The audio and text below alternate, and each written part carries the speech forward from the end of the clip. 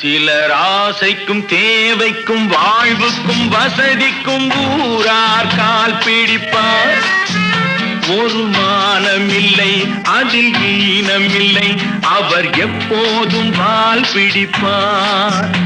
எதிர்காலம் வரும் என் கடமை வரும், இந்த கூட்டத்தின் ஆட்டத்தை ஒழிப்பேன். பொது நீதியிலே புது பாதையிலே வரும் நல்லோர் முகத்திலே விழிப்பேன்.